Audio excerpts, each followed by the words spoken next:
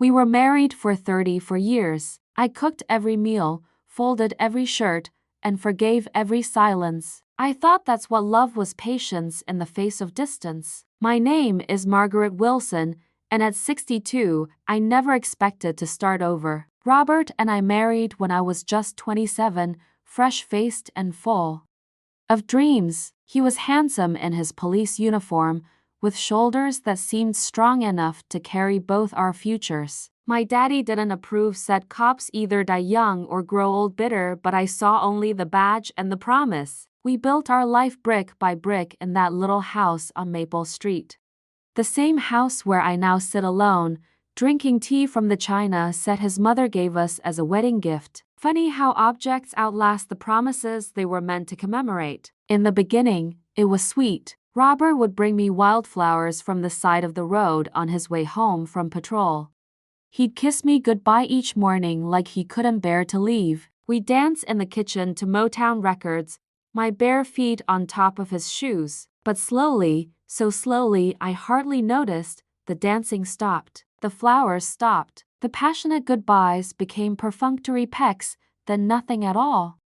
"It's just the job, Maggie," he'd say whenever I mentioned the distance growing between us. "You know how it is," and I did know, or thought I did. Police work changes a person. I'd seen it in the men Robert worked with, how their eyes grew harder, their laughs less frequent. I told myself it was the price of keeping others safe, that my role was to be the sanctuary he returned to, even if he brought less and less of himself home. I took pride in maintaining our home, every surface polished, every meal carefully planned. I pressed his uniforms with exact creases, arranged his breakfast plate.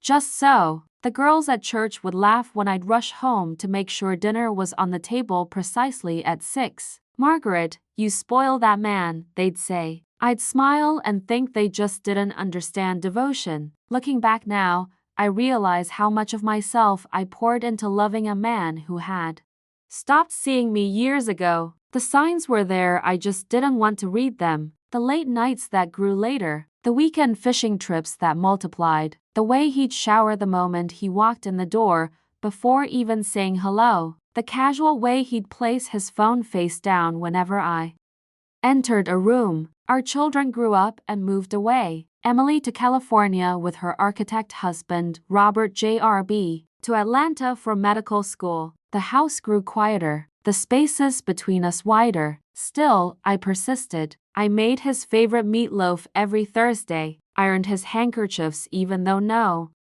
one uses those anymore, pretended not to notice when he'd slip outside to take phone calls. "When you retire," I used to say, "we'll travel, see the Grand Canyon, visit Emily in San Francisco."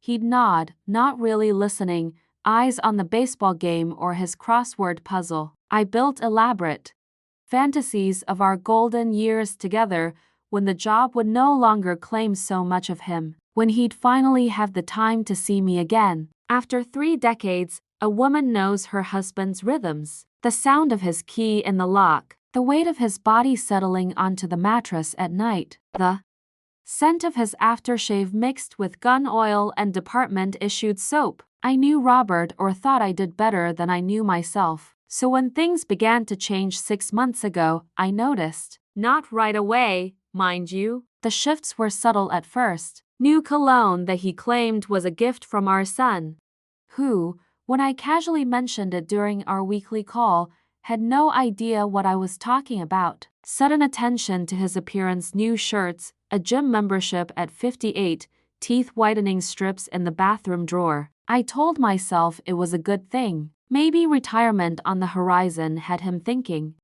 about his health, about the travels we'd planned. Maybe he was finally emerging from whatever darkness had claimed him over the years. Maybe he was coming back to me. Women are so good at lying to themselves, aren't we? We build entire lives on hopeful maybes. We see what we need to see to keep the story going, to justify the years invested. We become experts at explaining away the inexplicable and normalizing the abnormal. We mistake endurance for love. For 34 years, I thought being a good wife meant acceptance without question. I believed love was measured in meals cooked and shirts folded. I mistook his silence for contentment rather than absence. I never imagined there would come a day when I would understand just how wrong I had been. If you're married, you know there's a rhythm to a shared life, the predictable movements, the comfortable routines. But you also know that when that rhythm changes even slightly, something has shifted at the foundation. And once you notice that first hairline crack, you can't stop seeing it. It spreads before your eyes until everything you thought was solid begins to crumble. I remember the exact moment I knew, not suspected, not feared, but knew. It was an ordinary Tuesday. Robert came home, kissed my cheek, a new habit he'd recently resumed, and said he had to work late the next day. "Don't wait up," he said, his voice light, almost cheerful. And then he hummed as he walked upstairs to shower. After 34 years of marriage, I had forgotten what it sounded like when my husband hummed. If you're enjoying my story, don't forget to subscribe to the channel. Because what happened next changed everything I thought I knew about my marriage, my husband, and most of all, myself. But love leaves crumbs when it fades. A second phone, receipts with no names, lipstick I never wore. At first, I blamed myself. I thought maybe I had become invisible. It started with the phone, not his department-issued one that I'd always known, the black one with the scratch case and the photo of our family as the background. This was sleek silver, with no passcode. I found it one morning while putting away his laundry, tucked in the inner pocket of his jacket. When I asked about it, he barely looked up from his newspaper. "Work phone," he said. "New policy, separating personal and professional calls." I nodded, though in 30 years he'd never mentioned such a policy. That night, I heard it vibrate while he showered, 3 times in quick succession. I stood there, laundry basket on my hip, staring at that silver phone on the dresser like it was a snake about to strike. I didn't touch it, not then. I told myself that good wives respect privacy, that trust is the foundation of a marriage that lasts. 2 days later, I found the receipts while emptying his pockets before doing laundry. A habit formed over decades: check for tissues, loose change, receipts. These were from a restaurant across town, one I'd never been to. Expensive. 2 dinner entrees, 2 glasses of wine, paid in cash, but with his signature. The date was a Thursday when he told me he was working late on a case. There was no name, no company information, just the skeleton of an evening I wasn't part of. I placed the receipt on the kitchen counter while I made dinner.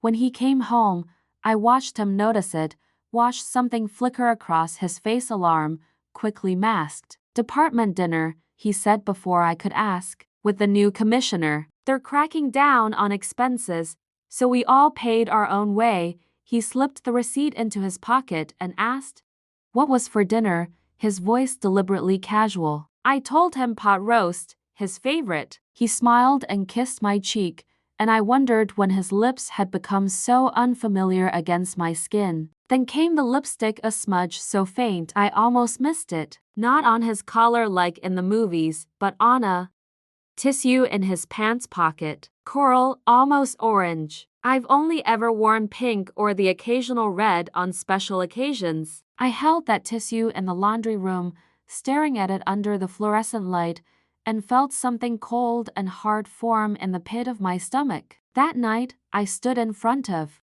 the bathroom mirror for a long time. I studied my face, the lines around my eyes, the softness beneath my chin, the gray at my temples that I'd stopped coloring years ago when Robert said he didn't notice anyway. I wondered when I had become invisible to the man who once couldn't take his eyes off me. I wondered if the woman who wore coral lipstick was younger, prettier, more interesting. I wondered what she knew about my husband that I didn't. I began to take inventory of our life together, looking for other signs I might have missed. His sudden interest in his appearance made more sense now. The gym membership, the new clothes, the dental whitening. Not for me, never for me. And the distance, that awful, echoing distance that had grown between us over the years, was no longer just the job or his temperament. It was a space being filled by someone else. I considered confronting him.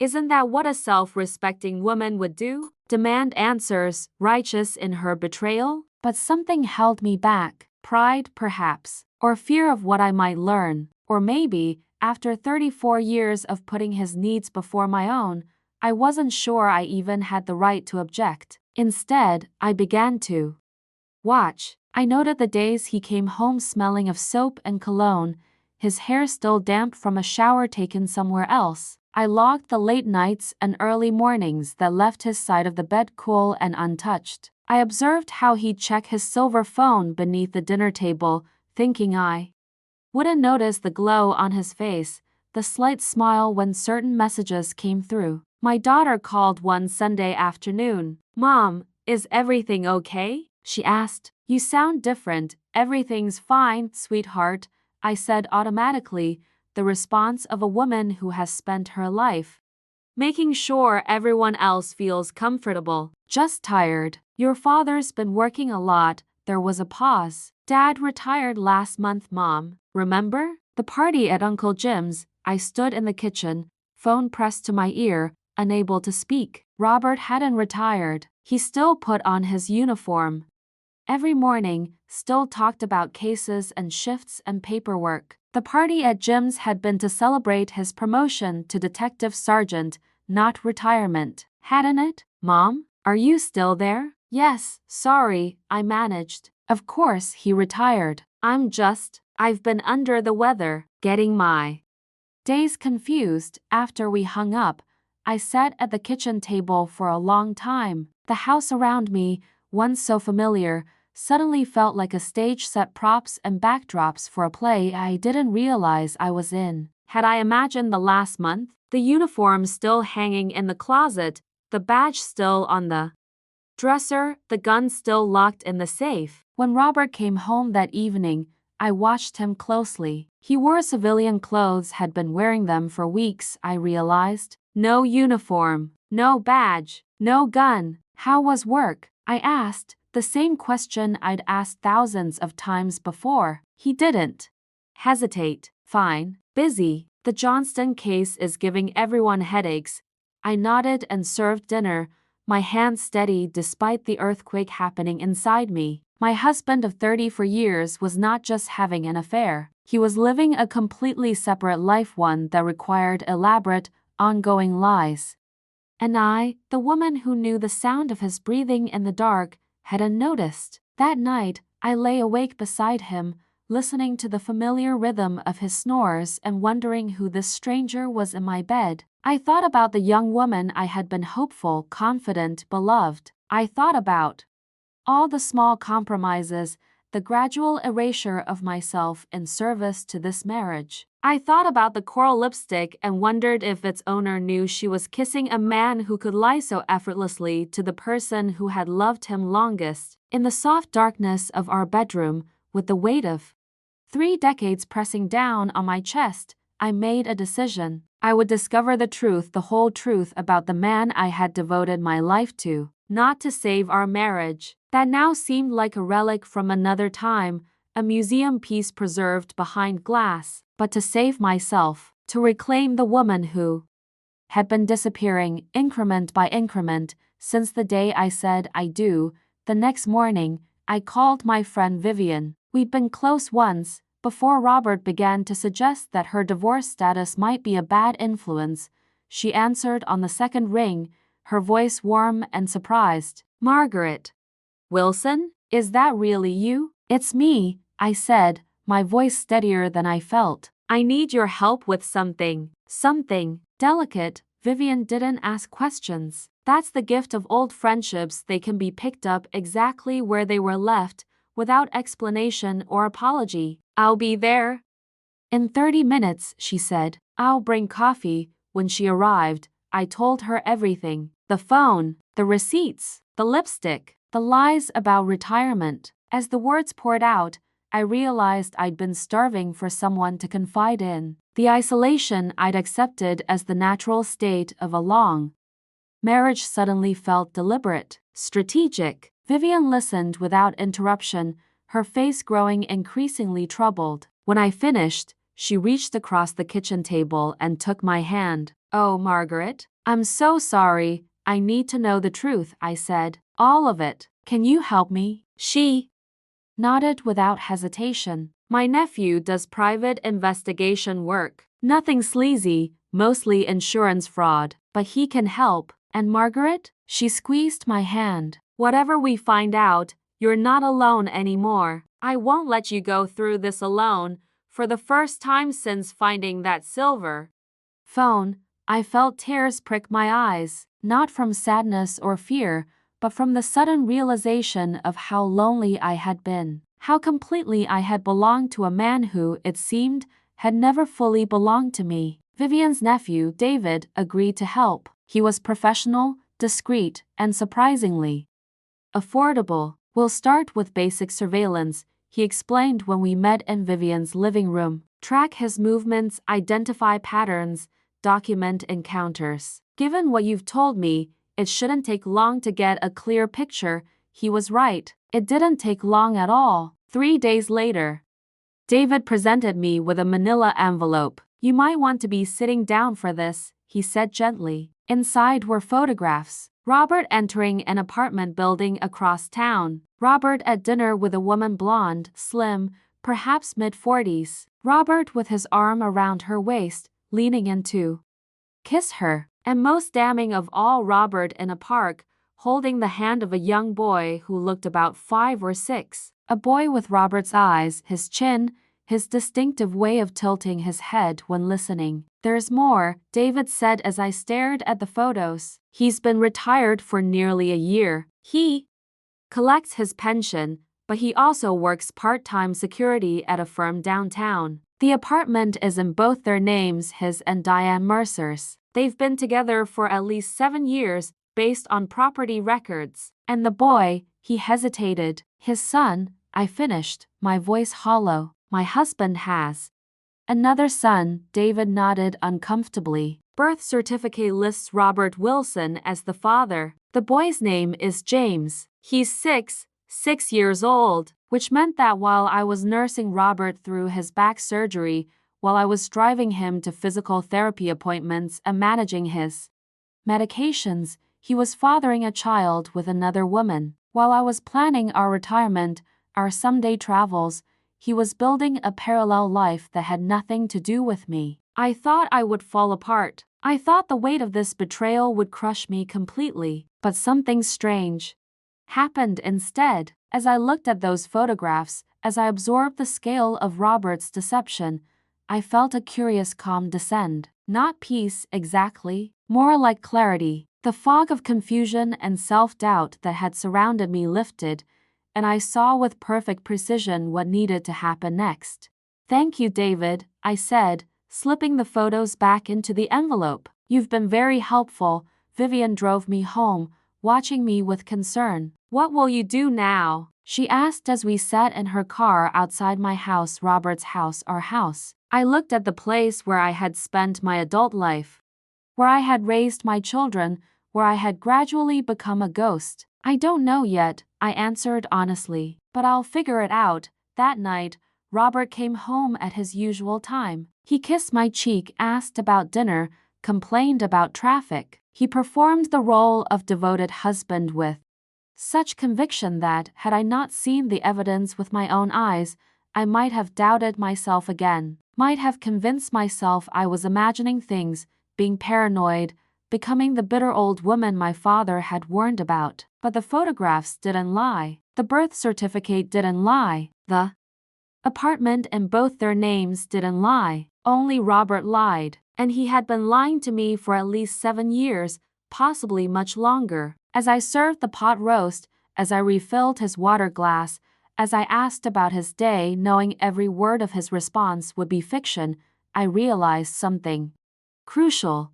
Knowledge is power. For the first time in years, I knew something Robert didn't know I knew. And in that knowledge lay endless possibilities. I watched him eat the dinner I had prepared. This man who had constructed an entire second life while I wasn't looking, and I felt something stir inside me, not just anger or hurt, though those were certainly present, but something else, something sharp and clear and coldly purposeful, something that had been dormant for decades, perhaps my entire life. Robert looked up, caught me watching him, and smiled. "Everything okay, Maggie?" I smiled back, a smile that didn't reach my eyes. "Everything's fine," I said. "Just thinking about tomorrow," and I was thinking about tomorrow, and all the tomorrows after that. Tomorrows that, for the first time in 34 years, would be entirely mine to shape. One afternoon, he left in a hurry. I went to grab his charger from the car, and found it. A little black bag with a bottle, a wrapper, and the scent of betrayal. My hands trembled, but my mind went still. It was a Tuesday, my grocery shopping day. Robert knew this. For 34 years, I'd gone to Kroger every Tuesday at a.m., as reliable as sunrise. But that morning, I'd told him I wasn't feeling well, that I might skip the shopping this once. He'd nodded absently, kissed my forehead, and left for what he called work. Around noon, he called unexpectedly. "I forgot some paperwork," he said, his voice tight with what I now recognized as anxiety, not stress. "I need to swing by the house to pick it up. You'll be there, right?" "Of course," I replied, my voice the perfect blend of wifely concern and docility. "Can I help you find it?" No, I know exactly where it is. Just need to grab it and go." "Meeting in 20 minutes, he arrived 15 minutes later, barely acknowledging me as he hurried upstairs to his office. I heard drawers opening, papers shuffling. When he came down, he was carrying a manila folder I'd never seen before. "Got it," he said, already heading for the door. "Don't wait up tonight. This case is going to run late." This case, the fictional case for the job he no longer had. "Drive safely," I called after him, the dutiful wife until the very end. As his car pulled out of the driveway, I stood at the window watching. Something felt wrong. The urgent return home, the mysterious folder, the hasty departure. It all seemed rehearsed, calculated. I decided to check his office. In 34 years, I'd rarely entered this space uninvited. It was his sanctuary, the one room in the house that belonged exclusively to him. I'd respected that boundary without question. Now I crossed the threshold and felt nothing, no guilt, no hesitation, just a cool curiosity. The room was immaculate, as always. Too immaculate, I realized, looking around. No case files, despite his frequent mentions of them. No police reports or witness statements. The bookshelves held outdated law enforcement textbooks and sports biographies undisturbed for years based on the thin layer of dust. The desk drawers contained office supplies, old checkbooks, instruction manuals for appliances we no longer owned. Nothing suspicious, nothing revealing, nothing real. I was about to leave when I noticed the trash can. A crumpled receipt lay on top. I smoothed it out.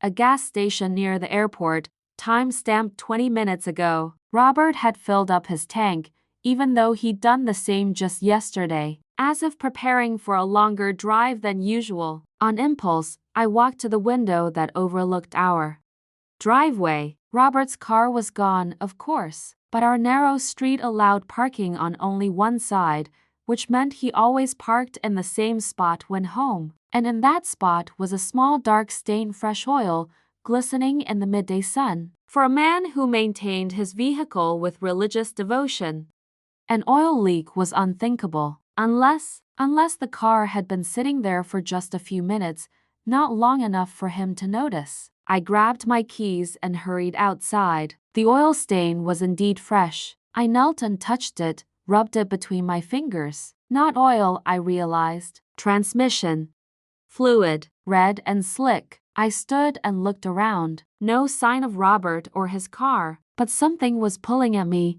some instinct I couldn't name. I walked to the end of our driveway and looked down the street in the direction he'd driven. Nothing. I turned and looked the other way toward the small Neighborhood park 3 blocks down. And there it was. Robert's car, partially visible behind a large oak tree, parked where it couldn't be seen from our house. I didn't run. I didn't call his name. I walked with deliberate slowness, my heart pounding but my mind crystalline in its focus. As I approached the car, I could see it was empty. Robert was nowhere in sight, probably already picked up by someone else. By her. I tried the driver's side door. Locked. I walked around to the passenger side, tried again. Also locked. I stood there, uncertain what to do next. Going back to the house for the spare key seemed like the obvious choice, but something kept me there, staring at the car my husband had carefully hidden before being whisked away to his other life. That's when I remembered.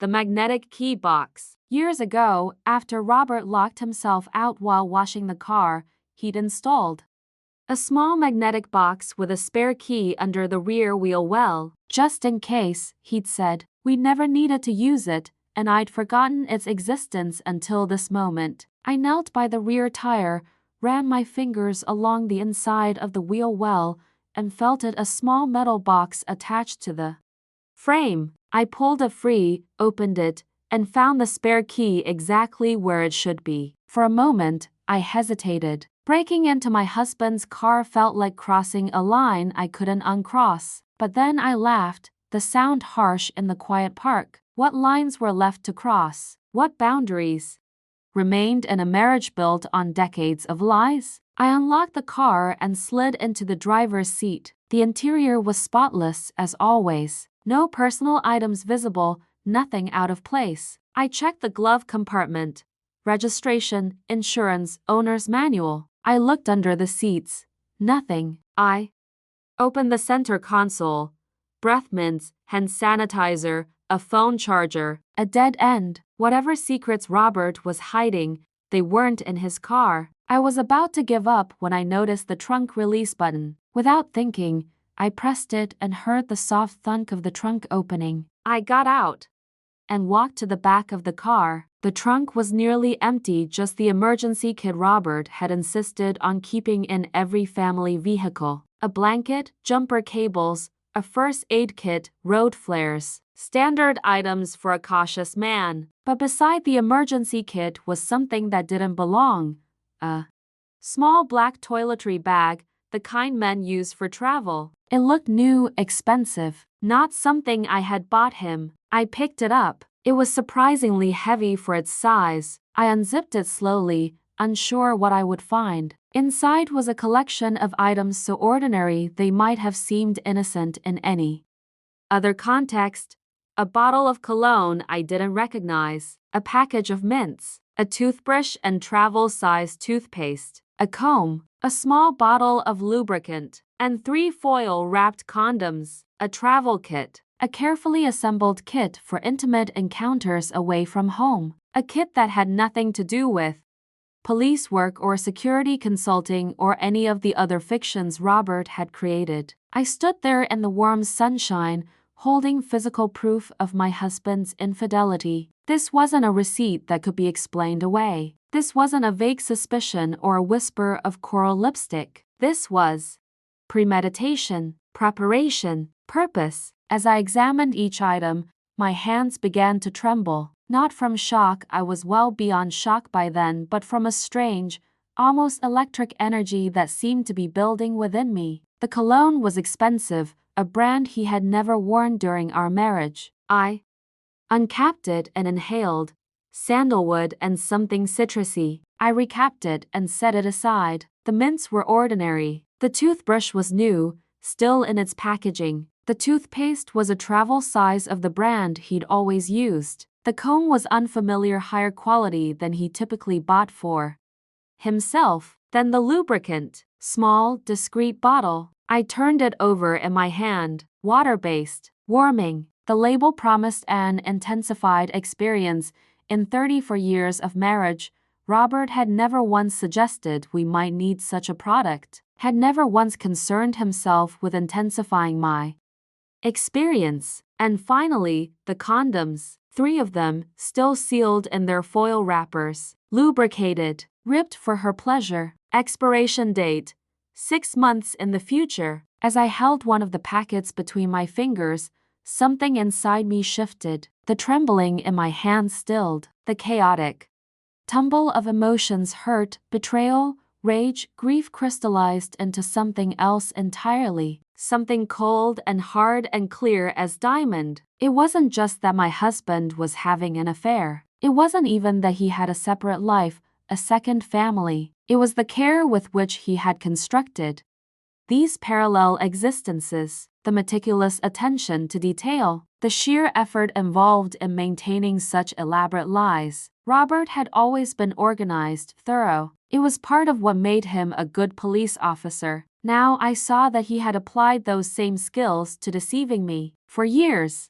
Possibly for our entire marriage. I gathered the items and carefully replaced them in the toiletry bag, exactly as I'd found them. I returned the bag to the trunk and closed it. I locked the car and returned the spare key to its magnetic box under the wheel well. I walked home slowly, my mind working with a clarity I hadn't felt in years. Back in our house, the house that had never really been ours, I now understood. I sat at the kitchen table and considered my options. I could confront Robert, demand explanations, dissolution, division of assets. I could call my children, reveal their father's betrayal, seek their support and sympathy. I could contact a lawyer, initiate divorce proceedings, begin the messy process of untangling 34 years of shared life. All reasonable actions, all expected responses from a wronged wife. But as I sat in the fading afternoon light in the kitchen, where I had prepared over 37,000 meals for a man who had been lying to me for decades, I realized I didn't want reasonable. I didn't want expected. For the first time in my adult life, I wanted something else entirely. I wanted justice. Not the kind meted out by courts or sanctioned by law, but the private, personal justice of the truly wronged. The kind that would ensure Robert Wilson understood, on a bone-deep level, exactly what he had stolen from me: my trust, my time, my choices, my life. I picked up the phone and called Vivian. "I need your help again," I said when she answered. "And this time, we're not just gathering information. Whatever you need," she replied without hesitation. "I'm here." "Good," I said, my voice sounding strange even to my own ears. "Because I think it's time Margaret Wilson finally stood up for herself."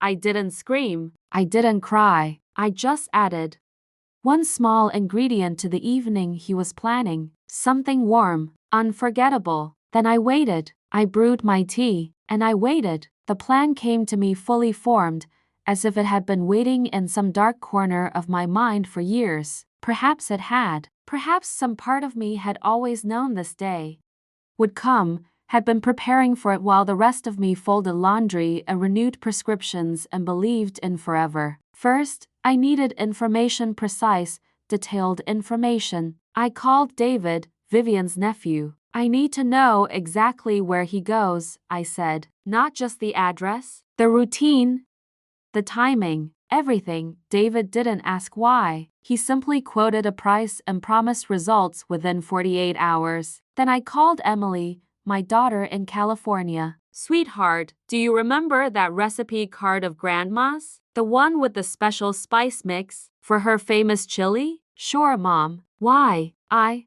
can't find my copy. Do you still have yours?" "Somewhere, probably. I can look this weekend when I'm unpacking. We just moved to a bigger apartment, remember?" I did not remember. Another detail lost in the fog of my diminishing life. "No rush," I said. "But when you find it, could you text me a photo? I've been thinking about making it for your father." Next, I called Robert JRB and had a similar conversation. He promised to look, to send it if he found it. Then I waited and planned. David's report arrived in my email the next afternoon. As he had predicted, Robert's routine was methodical, predictable. Every Thursday, he left our house at 7:30 a.m., drove to the security firm where he actually worked, and put in a full day. At 5:15 p.m., he left work and drove to the apartment he shared with Diane Mercer. He typically stayed there until Friday evening, when he would return home to me with stories of overtime, stakeouts, complicated cases, all fictions designed to explain his absence. I read the report 3 times, absorbing every detail. The address of the apartment, the make and model of Diane Mercer's car, the preschool where young James was enrolled, the restaurant where they often ate dinner on Thursday nights, a family dinner for a family that didn't include me. I felt nothing as I read, not pain, not anger, just a cool, detached interest, as if studying the habits of an unfamiliar species. That evening, Robert called to say he would be home late. A case was breaking. Might have to pull an all-nighter. Don't worry about me, I said. I'll leave a plate in the fridge. You're the best, Maggie, he replied, the lie as easy as breathing for him now. I hung up and went to check my email. Both Emily and Robert JRB had come through. 2 slightly different versions of my mother-in-law's famous chili recipe, complete with her special spice blend. I studied them carefully, noting the ingredients, the proportions, the specific instructions written in her precise hand. Then I opened my laptop and began to search. Not on Google, I wasn't that naive. I used the VPN service Vivian's nephew had installed for me, then the Tor browser he'd recommended for privacy. I searched carefully, methodically, using terms I had never imagined would be part of my vocabulary. When I finished, I cleared the browser history, shut down the computer, and went to bed. I slept deeply for the first time in months. The next morning, I made a list and went shopping. Not at my usual grocery store, but at various shops across town. Cash only, no loyalty cards, no cameras I could identify. Just a forgettable middle-aged woman making ordinary purchases. Nothing suspicious. Nothing traceable. By evening, I had everything I needed. I arranged the items on the kitchen counter and studied them. Innocent in isolation, lethal in combination, just like a marriage. I followed my mother-in-law's recipe exactly, with one significant alteration. Where she called for her secret spice blend, I substituted my own special mix. I prepared enough for 4 generous servings, enough for a small family dinner. A father, a mother, a young son, and plenty of leftovers. When it was done, I packed it carefully in one of my best containers, the kind meant for transporting hot dishes to potlucks or family gatherings. I attached a note, something special for my favorite people. Enjoy. The next step was the trickiest. I needed to deliver the package without being seen, and I needed to ensure that it would be consumed without suspicion. Fortunately, David's surveillance had provided the perfect opportunity. Every Thursday evening, while Robert was still at work, Diane Mercer picked up their son from preschool and brought him home to the apartment. They typically arrived around 6 o'clock p.m. Robert joined them by 6:30. Dinner was usually around 7 o'clock. On this particular Thursday, I parked a block from their apartment building at 5:45 p.m. I wore a hat, sunglasses, and clothes I had purchased specifically for this purpose, items I would dispose of afterward. I carried a large tote bag containing my carefully prepared gift. At 5:55, I walked casually toward the building. As expected, no one was around. Most residents were still at work or just arriving home. The building had a secure entrance, but David had noted that deliveries were often left in a sheltered alcove beside the main door, where residents could retrieve them upon arrival. I placed my container in this alcove, positioned so that it would be immediately visible to anyone entering the building. The note was prominently attached. I walked away without looking back, my heart steady, my mind clear. Back in my car, I allowed myself a small smile. Phase 1 complete. I drove home and prepared for Phase 2. I tidied the house, started a load of laundry, and made myself a light dinner. I brewed a pot of chamomile tea, my nightly ritual, and settled in the living room with a book I had no intention of reading. Then I waited. At 7:34 p.m., my phone rang. I let it ring twice before answering, as if I had to set my book down, reach for the phone. Hello, Mrs. Wilson? An unfamiliar voice, male professional. Yes, this is Margaret Wilson. This is Officer Jenkins with the City Police Department. I'm calling about your husband, Robert Wilson. I allowed my voice to rise in pitch to tremble slightly. My husband? Is something wrong? Has there been an accident? No, ma'am, not an accident, but I'm afraid there's been an incident. Your husband has been taken to Mercy Hospital. The doctors are with him now. Oh my God, I gasped, the perfect picture of a shocked wife. What happened? Is he all right? I don't have all the details, ma'am, but it seems he experienced some kind of severe allergic reaction, along with others at his location. Others? What others? Where was he? A slight hesitation. Perhaps it would be best if you came to the hospital, Mrs. Wilson. The doctors can explain the situation more fully. Of course, yes. I'll come right away. Mercy Hospital, you said? Yes, ma'am. Ask for Dr. Patel in the emergency department. I hung up and sat very still for exactly 30 seconds. Then I sprang into action, the concerned wife rushing to her husband's side. I grabbed my purse, my keys, a sweater in case the hospital was cold. I even remembered to turn off the reading lamp beside my chair, the detail of a woman who expected to return home, who had no reason to think this night was different from any other. As I drove to the hospital, I maintained a careful speed, not too fast, not too slow. A worried wife, but not a guilty one. I rehearsed my reactions, my questions. I constructed the narrative of my evening. Home alone, reading, waiting for my husband's return from work. The ordinary Thursday of an ordinary wife. At the hospital, I parked and hurried inside, the very image of concern. My husband was brought in.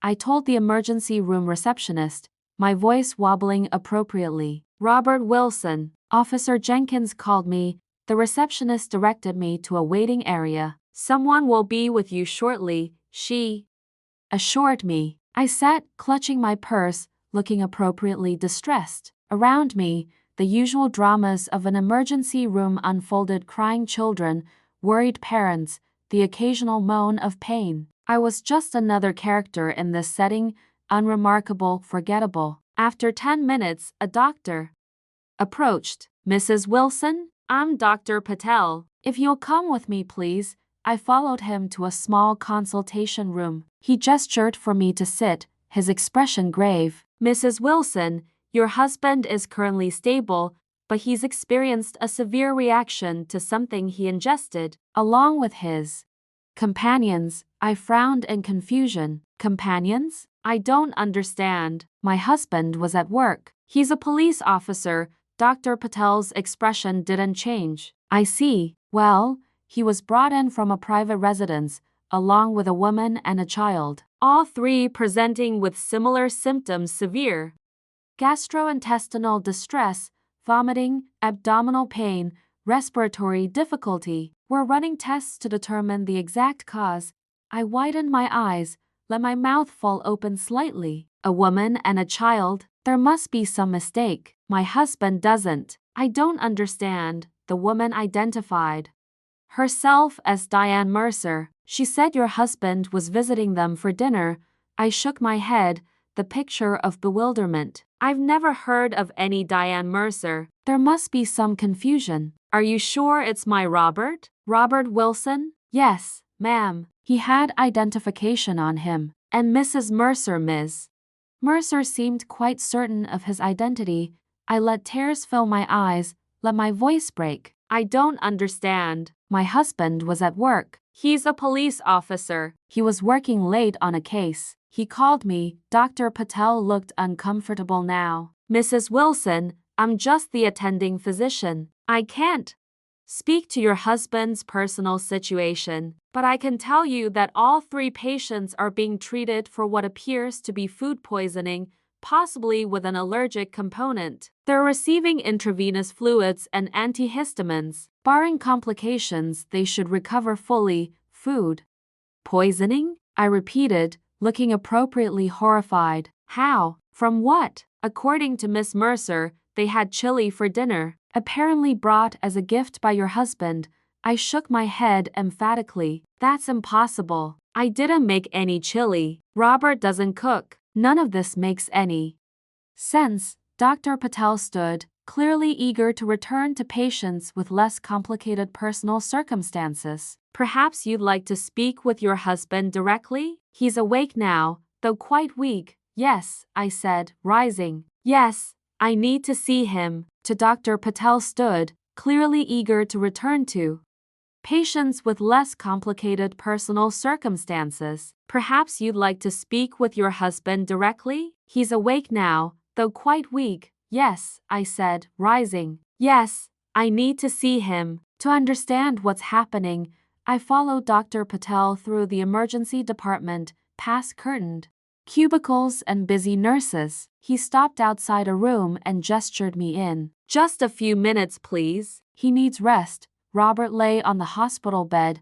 looking smaller and older than I had ever seen him. His face was pale, his hair disheveled, and dripped fluid into his arm. He turned as I entered, and I watched the emotions cross his face: surprise, fear, calculation. Even now, even here, his mind was working, assembling lies, constructing explanations. Maggie, he croaked, his voice raw from vomiting. What are you doing here? I approached the bed, keeping my expression carefully neutral. The hospital called me, Robert. They said you were brought in with food poisoning. I paused, letting the moment stretch uncomfortably. Along with a woman and a child. He closed his eyes briefly. When he opened them, I could see he had made a decision. Maggie, I can explain. I'm sure you can. I said softly. You've always been good at explanations. He reached for my hand. I let him take it, feeling nothing at his touch. It's not what you think. Diane is a colleague. I was helping her with something. Her son got sick at dinner, and then we started feeling bad too. Must have been something in the food, the chili, I said. The doctor mentioned chili. Apparently you brought it. Robert frowned, genuinely confused. I didn't bring any chili. We ordered takeout. Chinese. That's not what the woman told the doctor. She said you brought chili as a gift. He shook his head weakly. She's confused. The sickness. It can affect your memory. I looked at him for a long moment. This man I had loved for 34 years, this stranger who could lie to my face even now. Robert, I said quietly, I know about Diane. I know about James. I know about the apartment, the second phone. Everything. I know that you retired a year ago but keep pretending to go to work. I know about the little black kid in your trunk with the condoms and the expensive cologne. I smiled gently. I know it all. The color drained from his face. For once in our long marriage, Robert Wilson was speechless. The chili, I continued, my voice calm and even, was a special recipe. My mother-in-law's recipe, with a few modifications. Nothing lethal, of course, just uncomfortable. Very, very uncomfortable. Robert's eyes widened as understanding dawned. You did this? You poisoned us? I pulled my hand away from his. Poison is such an ugly word. I prefer to think of it as a cooking experiment, one that didn't turn out quite right. I adjusted my purse strap on my shoulder. Much like our marriage, Maggie, he whispered. What have you done? What have I done? I echoed, still smiling that gentle smile. I finally opened my eyes, Robert. After 34 years of cooking and cleaning and waiting and believing, I've finally seen our marriage for what it really is. A convenient arrangement for you. A life sentence for me. He struggled to sit up, wincing at the pain in his abdomen. It's not like that. I love you. I've always loved you, and yet you built a whole separate life. Had a child with another woman. Constructed elaborate ongoing lies to keep me in the dark. I shook my head. That's not love, Robert. That's convenience, habit, perhaps even fear, but not love. I never meant to hurt you, he said, the oldest excuse in the world. No, I agreed. You just never considered me at all. I took a step back from the bed. I think we're done here. I'll be at home, packing your things. You can stay with Diane from now on. I'm sure she'll take excellent care of you once she recovers. You can't just. Maggie, please. We need to talk about this. I laughed, genuinely amused. Now you want to talk? After 34 years of silence and lies, now you're ready for a conversation? I moved toward the door. Too late, Robert. I've said everything I need to say, and I've heard everything I need to hear, mostly from private investigators and surveillance reports, but that's fitting, isn't it? Our entire marriage has been conducted through intermediaries and stand-ins. Why should its end be any different? What about the house? He asked, already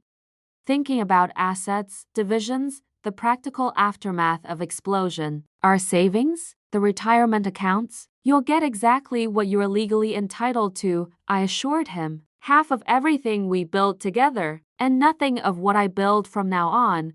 I turned to leave, then paused, looking back at him. One more thing, Robert. The doctors are looking for the cause of your distress. I wouldn't mention our conversation if I were you. After all, there's no evidence of anything except unfortunate food poisoning, and any claim to the contrary might prompt questions you don't want to answer. About retirement fraud, for instance, or bigamy. The fear in his eyes told me he understood perfectly. He would say nothing about my cooking experiment.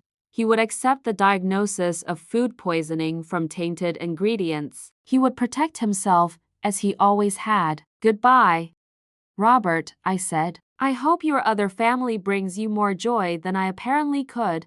I walked out of the hospital room with my head high. I nodded politely to Dr. Patel as I passed him in the hallway. He's a bit confused, I said, but I suppose that's to be expected after such an ordeal. Yes, the doctor agreed. The symptoms should resolve within 24 to 48 hours. He'll be able to go home tomorrow, most likely.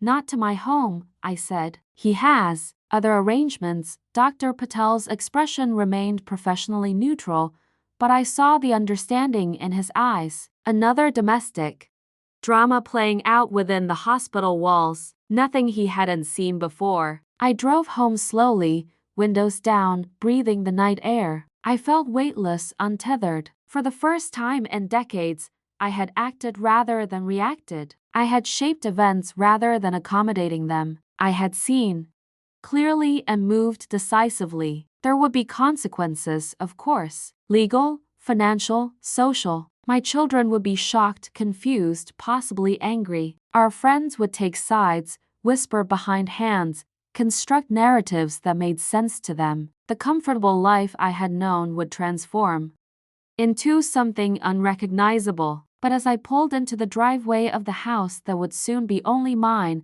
I found I didn't care. Whatever came next would be my choice, my life, my creation. The tea I brewed that night tasted sweeter than any I could remember. The waiting was over, and Margaret Wilson, after 34 years of patient endurance, had finally found her voice. When the sirens pulled into our street, I knew they weren't for me. He called me screaming. I just said, maybe next time, you'll think before you lie to a woman who ironed your uniforms for 3 decades. It was just after midnight when my phone rang. I was still awake, sitting in the living room with all the lights on, a strange kind of vigil for the marriage that had died years before I knew it. I answered on the first ring. How could you? Robert's voice was hoarse with rage. They took him to Children's Hospital. A 6-year-old boy, Maggie. Is James all right? I asked, genuinely concerned. What do you care? You poisoned him. I gave him an upset stomach, Robert. The same thing you and Diane got. He'll be fine by morning. I kept my voice steady. Unlike me, I don't hurt people I claim to love. They called the police, he hissed. Diane told them it had to be deliberate. I smiled, though he couldn't see it. And what did you tell them? Did you explain how the chili appeared? Did you tell them about your 2 families, your 2 lives? Silence then. I said I didn't know where it came from, that I assumed it was from a neighbor, Smart, I said. Self-preserving, as always. And Diane? She thinks one of her exes did it. She's had difficult relationships. In the background, I heard sirens. There's a police car pulling up, he said. Not for me, I replied with certainty. For Diane.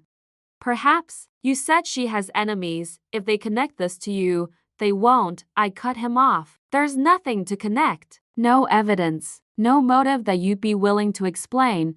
The phone line filled with voices, movement. I have to go, Robert said. The police want to talk to us. Again, goodbye, Robert, I replied. Maybe next time, you'll think before you lie to a woman who ironed your uniforms for 3 decades. I hung up and set the phone on the coffee table. My hands were steady. I felt none of the panic or fear that should accompany such a conversation. Just a profound sense of balance restored. I made tea and sat in my living room, awake and aware in a way I hadn't been for decades. Tonight, I would acknowledge the anger I had suppressed, the hurt I had swallowed, the self I had diminished to accommodate a marriage that existed largely in my imagination. Headlights swept across the front windows, a car pulling into the driveway, then another, a police cruiser, lights flashing but siren silent. I straightened my shoulders, checked my reflection, and opened the door with a look of sleepy confusion. 2 officers stood on my porch. Mrs. Wilson, is something wrong? I'm Officer Daniels, and this is Officer Reyes. We need to ask you some questions about your husband. I widened my eyes. My husband? Is he all right? The hospital called earlier. Mr. Wilson is stable, but there's been an incident. May we come in? Inside, they asked if I knew about Diane Mercer and her son. I frowned, the concerned wife confronted with uncomfortable information. The doctor mentioned something about that. I don't understand. My husband was supposed to be at work. The officers exchanged a glance. Mrs. Wilson, your husband retired from the force last year. I let my mouth fall open in shock. What? No, that's not possible. He goes to work every day in his uniform. He talks about cases. I let my voice trail off, realization apparently dawning. Are you saying my husband has been lying to me? For a year? They asked about the chili container, my whereabouts that evening. I answered with the right mixture of confusion, hurt, and growing anger. The shocked wife discovering a betrayal in the most public, humiliating way. By the time they left, I could see they were uncomfortable with the situation. This wasn't criminal. It was domestic messiness they'd been dragged into because a woman with a suspicious nature had eaten bad chili. My phone rang again at Robert. They came to the house, I said. Your police friends told me everything. About your retirement. About your other life. Maggie, listen. No, you listen. I cut him off. I've listened to you for 34 years. I've believed you, supported you. And all that time, you were living a lie. Fathering a child with another woman while I was setting your place at our table every night. It wasn't planned, he said, as if that excused anything. Too inconvenient, you mean, I corrected. Easier to keep lying, to keep coming home to the wife who never questioned. I did love you, he said quietly. I still do, in my way. I laughed. Your way isn't love, Robert. It's ownership, convenience. But it isn't love. What are you going to do? He asked. I'm going to divorce you. Take my fair share of what we built. Tell our children the truth. And then I'm going to live, Robert. Really live. For the first time in 34 years, the police think you did it, he said, changing tactics. But you told them that was impossible, didn't you? That your dutiful wife couldn't possibly have known about your secret family. You protected yourself as always. And in doing so, you protected me. He didn't deny it. Of course not. It's over, Robert, I said. All of it. Go live your other life. Be a proper father to your son. Try not to lie to Diane as completely as you lied to me. I hung up and turned off my phone. Whatever drama unfolded at the hospital police interviews, medical tests, Diane's suspicions it would proceed without my participation, I went upstairs and began removing Robert's things from the closet. His uniforms no longer needed but still maintained. His suits and casual clothes. I packed everything carefully into suitcases, not out of respect for him but as a final act of the dutiful wife I had been. When the closet was half empty, I stood back and looked at the space cleared. Not a loss, I realized. An opening. A beginning. I slept that night in the center of the bed, sprawled across the entire mattress for the first time in decades. I woke to sunlight streaming through curtains I would soon replace with something brighter. I made coffee strong, the way I liked it, not the weak brew Robert preferred. The doorbell rang as I was finishing my coffee, not the locksmith I'd called, but Diane Mercer herself. She was younger than me, as expected, but not dramatically so. Perhaps early 50s, with short blonde hair. She looked pale, still recovering from her illness. Mrs. Wilson, she said tightly, I needed to see you, to understand why you did it. Why you tried to hurt my son. I raised an eyebrow. I've never met your son, Miss Mercer. I didn't know he existed until last night. The chili had to be you. No one else knew where we lived. The police seem to think you have enemies, I observed. Former partners with grudges? That seems more plausible than a woman you've never met somehow finding your address, she faltered. You found out somehow. About me and Robert. You wanted revenge. If I had wanted revenge, I said quietly, don't you think I would have chosen something more significant than temporary stomach upset?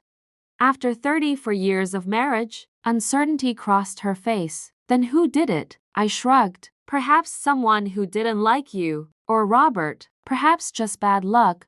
We stood looking at each other, two women connected by the same man, the same deception. He said you didn't know, she said finally. About us. About James. He said you were happy with your arrangement, preferred not to know about his outside activities. I laughed. And you believed that? That I happily waited for a man who had another family across town? I shook my head. He lied to you too, Miss Mercer, just in different ways. Something shifted in her expression, a flicker of doubt.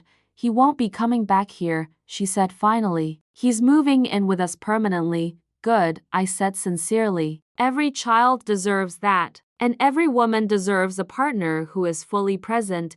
I started to close the door. Goodbye, Miss Mercer. I hope Robert is more honest with you than he was with me, but I wouldn't count on it.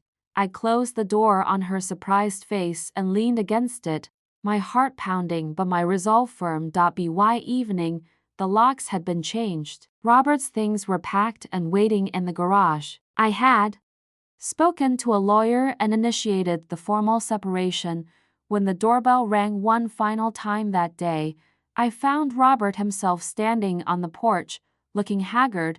Your things are in the garage, I said. Take them and go, Maggie. Can we talk about this? 34 years is a long time to throw away. You threw it away, I corrected. Years ago. I'm just finally acknowledging what's already been lost. I know you did it, he said, lowering his voice. Even if I can't prove it. I met his gaze steadily. What you think you know doesn't matter anymore. Nothing you say can hurt me now. I've already survived the worst. Discovering my entire life was based on lies. I could tell the police my suspicions, he threatened. You could, I agreed. And I could tell them about your retirement fraud, about how you've been collecting your pension while pretending to still be on the force.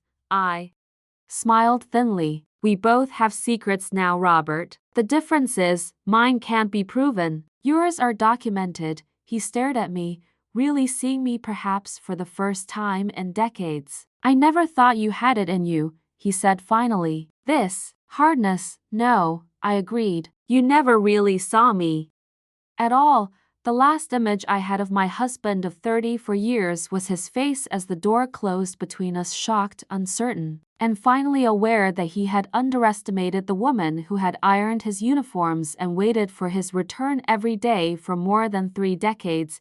He never came home again, and I never begged. Instead, I danced alone in my kitchen for the first time in years, and it felt like freedom. 6 months have passed since the night of the chili incident. 6 months of transformation, of building a new life from the scattered pieces of the old. The divorce proceedings are underway.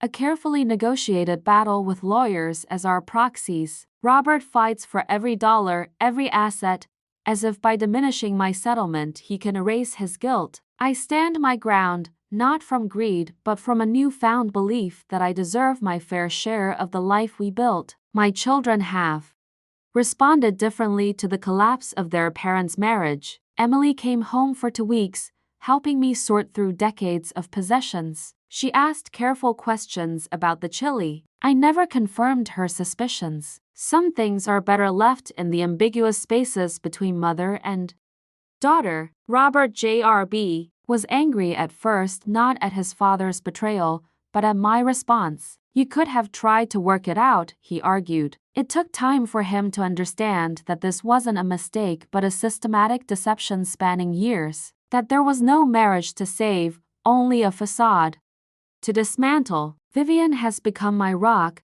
my guide through the unfamiliar terrain of independence. The first year is the hardest, she assures me. But then it gets so much better, I believe her. Already I feel lighter, more myself than in decades. The house has been transformed, painted in colors Robert would have hated, rearranged to my liking, filled with light. I've discovered forgotten preferences. I like spicy food. I enjoy jazz. I sleep with windows open. These small revelations feel like treasures, each one a piece of myself reclaimed. There have been darker discoveries too. Financial records revealed secret accounts, investments I knew nothing about, money diverted over years to build his parallel life. The betrayal still stings, not for the money but for the calculated nature of the deception. I've had no further contact with Diane or her son. Robert moved in with them permanently. I wonder sometimes how that's working out, if the man who compartmentalized his life for years can truly integrate his two worlds. But these wonderings occupy less of my thoughts as time passes. I started taking art classes, something Robert always dismissed as impractical. My paintings aren't very good yet, but the joy of creating them is immeasurable. I joined a book club too, reviving my love of reading. I speak without wondering if my opinion is too much.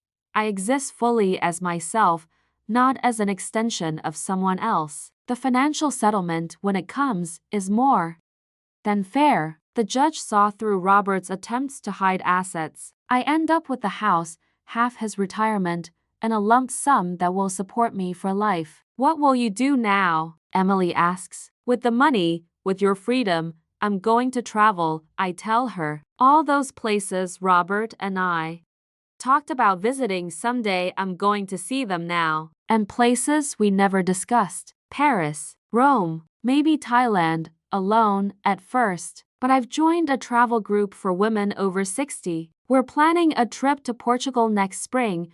Robert calls on the day the divorce is finalized. It's done, he says flatly. We're officially divorced. Yes, we are. Are you happy now, Maggie? Was it worth destroying our family? I laugh at the breathtaking lack of self-awareness. Our family was destroyed the moment you built a second one. I just finally acknowledged what was already true. I never meant for any of this to happen, he says, falling back on his favorite excuse. There was always a way out, I counter. Honesty. At any point, you could have told me the truth. Instead, you chose to live a lie, and you chose revenge, he says bitterly. You could have confronted me. Instead, you sent that poisoned food. I have no idea what you're talking about, I say easily. But even if I had, which I didn't, it would have been momentary discomfort. Nothing compared to the years you stole with your lies. I'm moving to Arizona with Diane and James, he says. Fresh start, running away? Or just creating distance from another set of lies? Think what you want, he says. You always do now. Yes, I agree. I finally do. Goodbye, Robert, and I mean it. Not because he deserves my good wishes, but because I no longer have space for bitterness. He's simply a character from an earlier chapter, growing less significant with each page I turn. After we hang up, I stand in my kitchen, in my colors, and feel a sudden urge to move. I find a jazz station on my new speaker and turn up the volume. Without thinking, I begin to dance, not the careful movements of a woman conscious of being watched, but the free, exuberant motion of a body rediscovering joy. I dance alone in my kitchen for the first time in years, arms raised, hips swaying, feet gliding across the new tile that replaced the practical linoleum Robert insisted on. And it feels like freedom, like rebirth, like coming home to myself after a long absence. Later, I sit on my porch with a glass of wine, a Pinot Noir Robert always dismissed as too fancy, and watch the sunset. The garden is different now, wild and exuberant. I've planted flowers instead of vegetables, chosen for beauty rather than utility. I think about the lessons of the past year, the wisdom earned through pain. I think about the woman I was, patient, accommodating, diminishing herself to fit within the confines of a marriage that existed largely in her imagination. I think about the woman I'm becoming.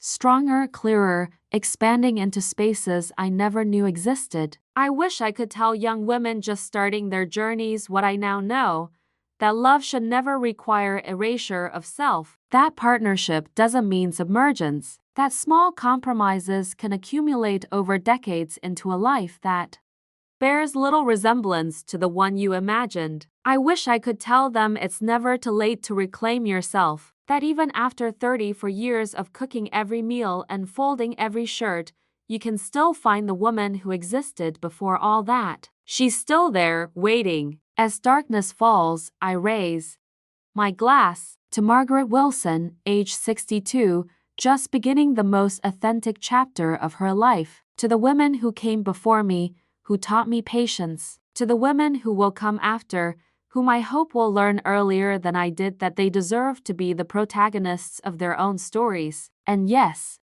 even to Robert, whose betrayal catalyzed this transformation. Without his lies, I might never have discovered my truth. Tomorrow, I'll book that trip to the Grand Canyon. I'll call about Portugal. I'll buy more canvases. I'll continue building this new life, brick by brick, choice by choice. But tonight, I simply sit in the gathering darkness, perfectly, gloriously alone and more fully myself than I have ever been. If this story touched your heart, please leave a comment and subscribe to the channel. There are so many women silently rewriting the stories they were told about themselves, about love, about sacrifice, and sometimes knowing we're not alone makes all the difference.